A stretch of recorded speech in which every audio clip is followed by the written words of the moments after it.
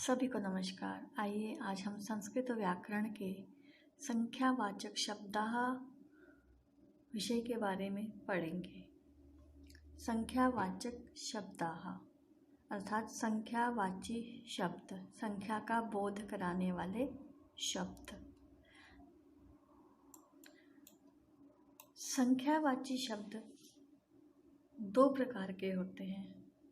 संख्यावाचक अर्थात गणनावाचक, दूसरा क्रमवाचक अर्थात पूर्णार्थक संख्या। संख्यावाचक शब्द क्या होते हैं? जो शब्द संख्या का बोध कराते हैं वे संख्यावाचक शब्द कहलाते हैं, अर्थात जिनके द्वारा हमें संख्या का बोध हो वो संख्यावाचक शब्द कहलाते हैं। जैसे 1, 2, 3। संस्कृत में कहते हैं एक को एकः, द्वौ, दो को द्वौ, तीन को त्रयः इत्यादि। इस प्रकार से एकः, द्वौ, त्रयः ये हमारे संख्यावाचक शब्द हैं। और दूसरे हैं क्रमवाचक शब्द। जो शब्द संख्या के क्रम का बोध कराते हैं, जो संख्या है उसको क्रम में लिखना, क्रम में बोलना, क्रम का बोध जो कराएं वो क्रमवाचक शब्द कहलाते हैं। इन्हें पूर्णार्थक संख्या भी कहते हैं। जब हम एक क्रम में संख्या बोलते हैं तो संख्या पूर्ण होती चली जाती है, इसलिए ये पूर्णार्थक संख्या कहलाती है। जैसे प्रथमः अर्थात पहला, द्वितीयः अर्थात दूसरा, तृतीयः अर्थात तीसरा। पहला, दूसरा, तीसरा अर्थात प्रथमा, द्वितीय, तृतीय। इस प्रकार से ये हमारे क्रमवाचक शब्द हैं। एकः, द्वौ, त्रयः ये हमारे संख्यावाचक शब्द हैं। तो आइए आज हम संख्यावाचक शब्दों के बारे में पढ़ने वाले हैं। संख्यावाचक शब्द चाहे गणनावाचक हो या क्रमवाचक, वे विशेषण होते हैं। अतः इनका विशेष्य के लिंग वचन आदि पर,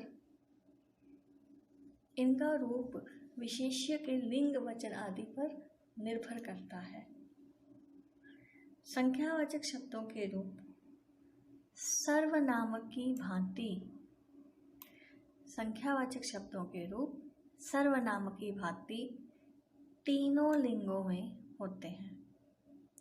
जैसे सर्वनाम शब्दों के हमने शब्द रूप पढ़े, तत्, एतत्, किम, यत्। इनके शब्द रूप हमने तीनों लिंगों में पढ़े हैं। किम के पुल्लिंग, स्त्रीलिंग, नपुंसकलिंग, तत् के, एतत् के पुल्लिंग में भी, स्त्रीलिंग में भी, नपुंसकलिंग में भी हम शब्द रूप पढ़ते हैं। उसी प्रकार से संख्यावाचक शब्द रूप भी तीनों लिंगों में होते हैं। जैसे एक, एक को एका, एकम, एकेन आदि कहते हैं। हम किस प्रकार से इसको पढ़ते हैं, किस प्रकार बोलते हैं, किस प्रकार लिखते हैं, आइए इन्हें भी जानते हैं। अब ध्यान देने योग्य बात यह है कि जो संख्यावाचक अर्थात गणनावाचक शब्दों में केवल 1 से 4 तक ही संख्या वाले शब्दों में लिंग भेद होता है। अर्थात 1, 2, 3 और 4 तक लिंग भेद अर्थात पुल्लिंग, स्त्रीलिंग और नपुंसकलिंग के कारण भेद होता है शब्दों में, संख्यावाचक शब्दों में। संख्यावाचक शब्द केवल 1, 2, 3 और 4 इन शब्दों में ही पुल्लिंग, स्त्रीलिंग, नपुंसकलिंग में परिवर्तन होता है, भेद होता है। और 5 से आगे इनमें लिंग भेद नहीं होता। आइए देखते हैं कैसे। हमने अभी बताया कि 1 से 4 तक लिंग भेद होता है, अर्थात पुल्लिंग, स्त्रीलिंग, नपुंसकलिंग में अलग अलग प्रकार से अलग अलग संख्यावाची शब्द प्रयोग किए जाते हैं। 1 से 4 तक देखिए, एकः बालकः। अब बालकः पुल्लिंग शब्द है तो उसके साथ संख्यावाची शब्द आया है एकः। एक बालक, एकः बालकः। इसी प्रकार से यदि एक बालिका है, स्त्रीलिंग है बालिका, तो उसके साथ एका शब्द आया है, एका बालिका। यहाँ लिंग भेद हो गया। एक बालक है तो एकः बालकः हुआ, और बालिका है तो एका बालिका हुआ। एकः पुल्लिंग में, स्त्रीलिंग में होता है एका। और इसी प्रकार से यदि कोई नपुंसकलिंग वस्तु है जैसे पुस्तकम, तो उसके साथ एकम का प्रयोग होता है। एकम पुस्तकम अर्थात एक पुस्तक। यहाँ तीनों का मतलब एक ही है, एक बालक, एक बालिका, एक पुस्तक, परंतु संख्यावाची शब्द संस्कृत में लिंग अनुसार अलग अलग हो जाते हैं। एकः बालकः, एक बालक। स्त्रीलिंग में एका बालिका, एक बालिका। एकम पुस्तकम नपुंसकलिंग में एक पुस्तक। तो इस प्रकार से पुल्लिंग, स्त्रीलिंग, नपुंसकलिंग में संख्यावाची शब्दों में लिंग भेद के अनुसार ही प्रयोग होता है। द्वौ अर्थात दो, बालकौ बालक। हम पढ़ते हैं, बालक के शब्द रूप हमने पढ़े होंगे। बालकः एक वचन में पढ़ा होगा, द्विवचन बालकौ, बहुवचन में बालकः। हम शब्द रूप पढ़ते हैं बालकः, बालकौ, बालकाः। इसी प्रकार से स्त्रीलिंग में भी पढ़ते हैं बालिका, बालिके, बालिकाः। इसी प्रकार से नपुंसकलिंग में भी शब्द रूप पढ़ते हैं, पुस्तक के पढ़ते हैं, तो हम पढ़ेंगे पुस्तकम, पुस्तके, पुस्तकानि, एक वचन, द्विवचन, बहुवचन। उसी प्रकार से यहाँ पर हमने किया है, एक बालक एक वचन, एका बालिका भी एक वचन, एकम पुस्तकम भी एक वचन। क्योंकि एक है तो वो एक वचन होगा, लेकिन ये पुल्लिंग है, ये स्त्रीलिंग है, ये नपुंसकलिंग है। इसी प्रकार से दौ बालकौ अर्थात दो बालक, बालकौ द्विवचन हुआ, दो हुए, तो उसके साथ दो के लिए आया द्वौ बालकौ, दो बालक पुल्लिंग में। स्त्रीलिंग में आया बालिके अर्थात दो बालिकाएं, तो द्वे बालिके, द्वे हमारा स्त्रीलिंग शब्द हुआ। इसी प्रकार से द्वे पुस्तकें, दो पुस्तकें, उसके लिए भी द्वे आता है। स्त्रीलिंग में और नपुंसकलिंग में दोनों संख्यावाची शब्द सेम है, द्वे। द्वौ बालकौ पुल्लिंग में, द्वे बालिके स्त्रीलिंग में, द्वे पुस्तकें नपुंसकलिंग हुआ। तो इस प्रकार से ये एक वचन, ये द्विवचन, ये पुल्लिंग, स्त्रीलिंग, नपुंसकलिंग। अब दो के लिए हमने यूज किया द्वौ बालकौ पुल्लिंग में, द्वे बालिके स्त्रीलिंग में, द्वे पुस्तके नपुंसकलिंग में। और यदि इसी प्रकार से अधिक बालक हैं, दो से अधिक हैं, 3 बालक, तो बहुवचन हुआ। तो बहुवचन में हम बालकाः शब्द का प्रयोग करते हैं, और 3 बालक हैं तो बनेगा त्रयः बालकाः, त्रयः बालकाः, 3 बालक। इसी प्रकार से 3 बालिकाएं हैं अगर, तो बालिकाः बहुवचन का शब्द प्रयोग हुआ है। उसी के साथ स्त्रीलिंग में 3 को बोला जाता है तिस्रः, तो शब्द बना तिस्रः और बालिकाः, तिस्रः बालिकाः, 3 बालिकाएं। इसी प्रकार से नपुंसकलिंग में बहुवचन में पुस्तक का बनता है पुस्तकानि, और 3 अगर पुस्तकें हैं तो त्रीणि पुस्तकानि। पुल्लिंग में बना त्रयः, स्त्रीलिंग में बना तिस्रः, नपुंसकलिंग में बना त्रीणि। त्रयः बालकाः पुल्लिंग, तिस्रः बालिकाः स्त्रीलिंग में, त्रीणि पुस्तकानि नपुंसकलिंग में। 3 बालक, 3 बालिकाएं, 3 पुस्तकें। इसी प्रकार से अगर 4 हैं, 4 बालक हैं, तो हम बालिकाः तो बहुवचन का शब्द ही प्रयोग होगा, और उसके साथ 4 के लिए लिखा जाता है पुल्लिंग में चत्वारः। 4 बालक, चत्वारः बालकाः।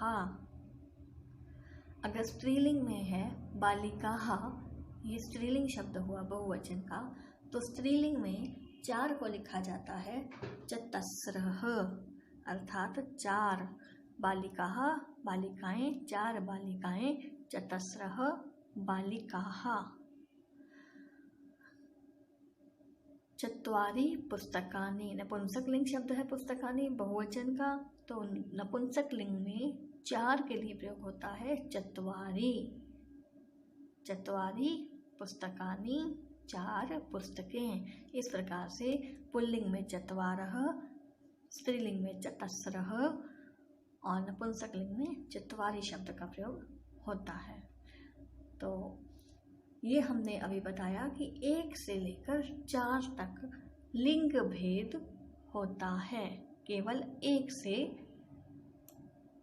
4 तक संख्या शब्दों में लिंग भेद होता है।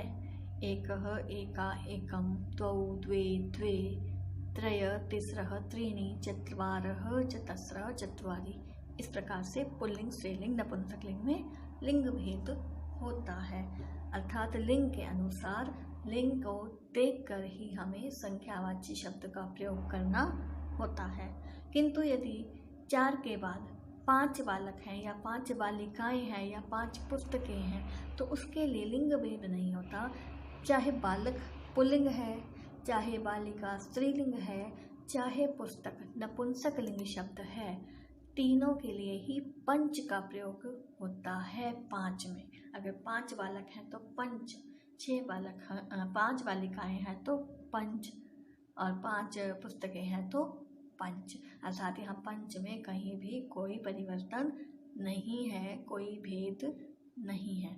इसी प्रकार से 5 से आगे कोई भी लिंग भेद नहीं होता।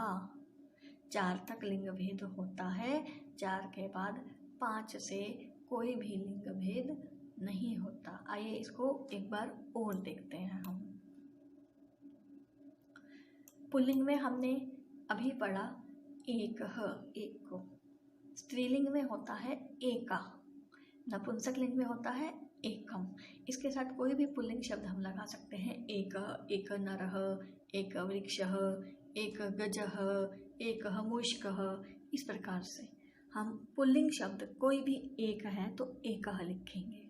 अगर स्त्रीलिंग शब्द में कोई एक है तो उसके लिए, कोई एक स्त्रीलिंग शब्द है तो उसके लिए एक का प्रयोग होता है।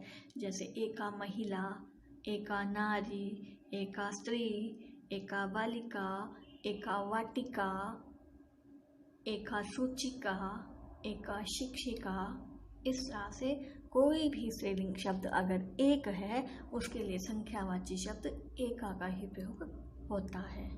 इसी प्रकार से नपुंसकलिंग में कोई भी नपुंसकलिंग शब्द है और एक है वो, तो उसके लिए एकम का प्रयोग होता है। अभी हमने जैसे पढ़ा एकम पुस्तकम, ऐसे ही एकम पुष्पम, एकम उद्यानम, एकम वनम। इस प्रकार से हम कोई भी नपुंसकलिंग शब्द एक के लिए एकम का प्रयोग करते हैं। पुल्लिंग में एकः, स्त्रीलिंग में एका, नपुंसकलिंग में एकम। अगर हमारे पास 2 वस्तुएं, कोई भी 2 पुल्लिंग है, 2 प्राणी हैं, पुल्लिंग है, जैसे हमें अभी पढ़ा था द्वौ बालकौ, 2 बालक। इसी प्रकार से द्वौ पुरुषौ, 2 पुरुष, द्वौ जनौ, 2 लोग, द्वौ नरौ, 2 नर। तो उनके लिए हम द्वौ का प्रयोग करते हैं। 2 के लिए हम द्वौ लिखते हैं पुल्लिंग में। और स्त्रीलिंग में द्वे का प्रयोग किया जाता है दो के लिए। जैसे अभी हमने पढ़ा था द्वे बालिके, दो बालिकाएं।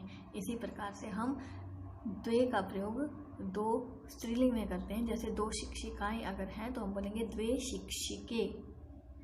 इसी तरह से अगर दो रोटी हैं, रोटिका, तो हम उसमें बोलेंगे द्वे रोटिके, द्वे महिले।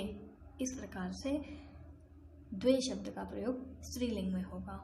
नपुंसक लिंग में भी दो कोई वस्तुएं हैं तो उसके लिए हम द्वे का ही प्रयोग करते हैं।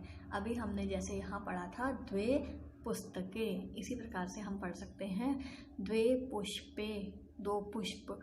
कोई भी दो चीज़ है, नपुंसक लिंग है, दो कलम है तो हम बोलेंगे द्वे कलमे, दो कमल हैं द्वे कमले। जो भी नपुंसक लिंग चीज होंगी और उनको दो है तो हम उनके साथ द्वे का प्रयोग करते हैं। तो इस प्रकार से पुल्लिंग में द्वौ, स्त्रीलिंग में द्वे, नपुंसक लिंग में द्वे। इसके आगे है तीन।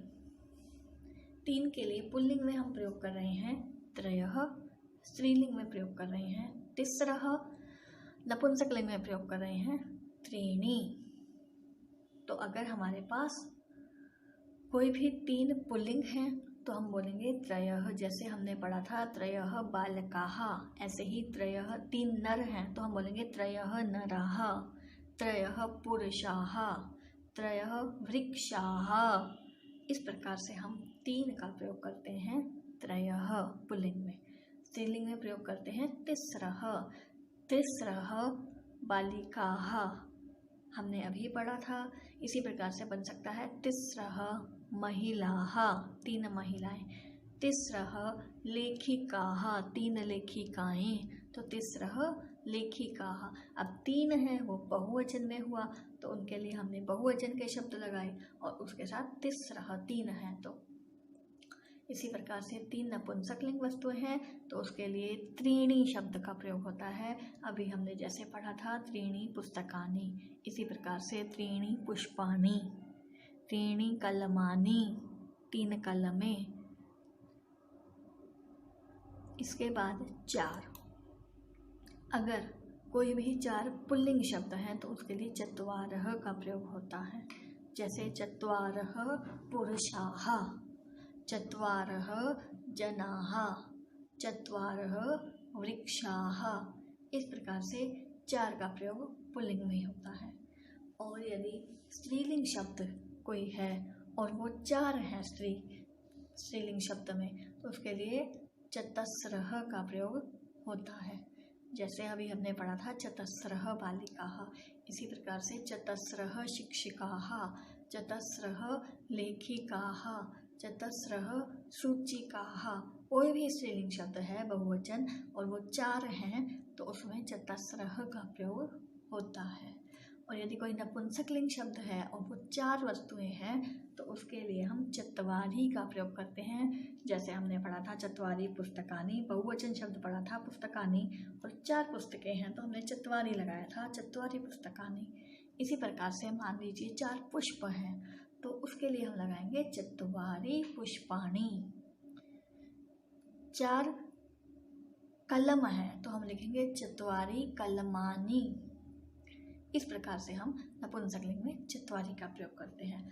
तो हमने ये देखा कि पुल्लिंग, स्त्रीलिंग, नपुंसक लिंग में 1, 2, 3, 4 के लिए अलग अलग लिंग में अलग अलग प्रकार से शब्दों का प्रयोग हुआ है। तो हमें ये सभी शब्द आने चाहिए। जब हम अपने वाक्यों में संख्यावाची शब्दों का प्रयोग करते हैं तो हमें पहले देखना पड़ता है हम किस लिंग के लिए शब्द का प्रयोग कर रहे हैं। हम जिस लिंग के लिए शब्द का प्रयोग कर रहे हैं उसी प्रकार का शब्द हमें प्रयोग करना पड़ेगा। 1, 2, 3 और 4 में से पुल्लिंग के लिए एकः, स्त्रीलिंग के लिए एका, नपुंसक लिंग के लिए एकः। इसी प्रकार से 2, 3 और 4 में भी पुल्लिंग, स्त्रीलिंग, नपुंसक लिंग को देखते हुए हम शब्द का प्रयोग करेंगे। किंतु यदि 4 के बाद कोई भी पुल्लिंग शब्द, स्त्रीलिंग शब्द या नपुंसक लिंग शब्द कोई भी होता है तो उसमें कभी भेद नहीं होता। 5 के लिए हम पंच का ही प्रयोग करते हैं, भले पुल्लिंग हो स्त्रीलिंग हो या नपुंसकलिंग हो, पंच ही रहता है। जैसे पंच बालकः, पंच बालिकाः, पंच पुस्तकम। ऐसे ही पंच जनाः, पंच शिक्षिकाः, पंच पुष्पाणि, पंच पुस्तकानि, ऐसे ही पंच पुष्पाणि। तो वहाँ पर हमें संख्यावाची शब्दों में कोई भी परिवर्तन लिंग के अनुसार नहीं करना, लिंग के अनुसार वो पंच ही रहेगा। इसी प्रकार से षट 6, 7 को सप्त, 8 को अष्ट, 9 को नव और 10 को दश कहते हैं। तो इनमें कोई भी आप देख रहे हैं तीनों लिंग में कहीं भी कोई परिवर्तन नहीं हुआ है, केवल 4 तक ही लिंग परिवर्तन है। उसके बाद हम 5 को पंच, 6 को षट, 7 को सप्त, 8 को अष्ट, 9 को नव और 10 को दश बोलेंगे, भले कोई भी लिंग हो, पुल्लिंग हो, स्त्रीलिंग हो या नपुंसकलिंग हो। तो आइए हम इसके कुछ और शब्दों में हमने जैसे प्रयोग अभी किया वो दिखाते हैं कैसे किया। एकः पुल्लिंग में एकः नरः, स्त्रीलिंग में एका शिक्षिका, नपुंसकलिंग में एकम पुष्पम। पुल्लिंग में द्वौ नरौ, स्त्रीलिंग में द्वे शिक्षिके, नपुंसकलिंग में द्वे पुष्पे। इसी प्रकार से त्रयः नराः, तिस्रः शिक्षिकाः, त्रीणि पुष्पाणि, चत्वारः देवाः, चतस्रः लेखिकाः, चत्वारि पत्राणि। इस प्रकार से देखिए हमने शब्दों को देखते हुए कि लिंग कौन सा है। पुल्लिंग है तो एकः, द्वौ, त्रयः, चत्वारः शब्दों का प्रयोग किया है। स्त्रीलिंग है तो एका, द्वे, तिस्रः, चतस्रः का प्रयोग किया है। नपुंसकलिंग है तो एकम, द्वे, त्रीणि, चत्वारि शब्दों का प्रयोग किया है।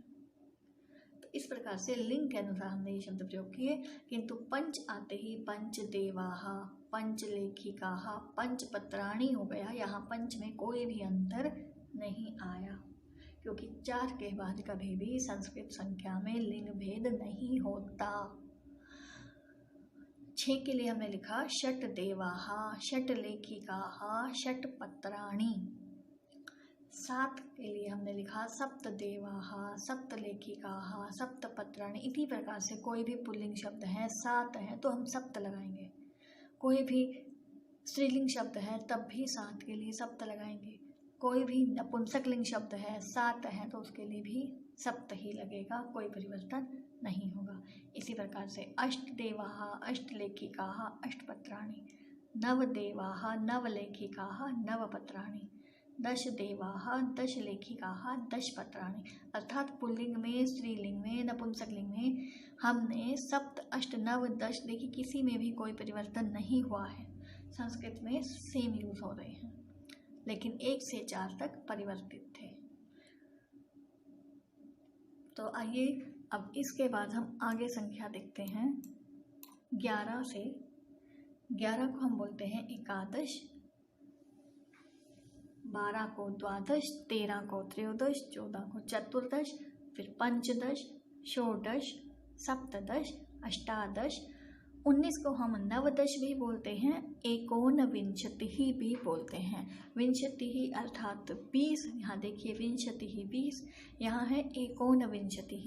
विंशतिः 20, एक ऊन मतलब एक कम, 20 से एक कम अर्थात 19, तो इसलिए एकोनविंशतिः। और नवदश दोनों बोलते हैं 19 को, फिर 20 को बोलते हैं विंशतिः। इसी प्रकार से 21 को एकविंशतिः, फिर द्वाविंशतिः, त्रयोविंशतिः, चतुर्विंशतिः, पंचविंशतिः, षड्विंशतिः, सप्तविंशतिः, अष्टाविंशतिः, फिर नवविंशतिः, फिर त्रिंशत्।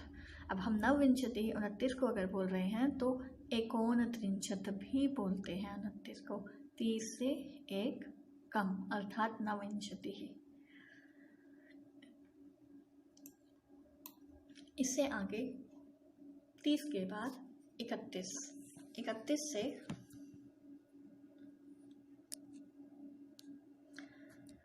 हम बोलते हैं एकत्रिंशत्, 31 को एकत्रिंशत्, 32 को द्वात्रिंशत्, 33 को त्र्यस्त्रिंशत्, 34 को चतुस्त्रिंशत्, 35 पंचत्रिंशत्, 36 षट्त्रिंशत्, 37 सप्तत्रिंशत्, 38 अष्टात्रिंशत्, 39 को नवत्रिंशत् भी बोलते हैं और उसके साथ साथ एकोनचत्वारिंशत् भी कहते हैं। अर्थात चत्वारिंशत् 40, 40 से एक कम एकोनचत्वारिंशत् अर्थात 39 या नवत्रिंशत्।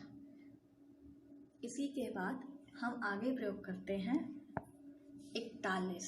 41 के लिए एक चत्वारिंशत्, फिर 42 द्विचत्वारिंशत्, 43 त्रयश्चत्वारिंशत् भी होता है, त्रिचत्वारिंशत् भी होता है, 44 चतुश्चत्वारिंशत्, 45 पंचत्वारिंशत्, 46 षट्चत्वारिंशत्, 47 सप्तचत्वारिंशत्, 48 अष्टचत्वारिंशत् भी होता है, अष्टाचत्वारिंशत् भी होता है, 49 नवचत्वारिंशत् भी होता है, एकोनपंचाशत् भी होता है क्योंकि 50 को हम पंचाशत् बोलते हैं।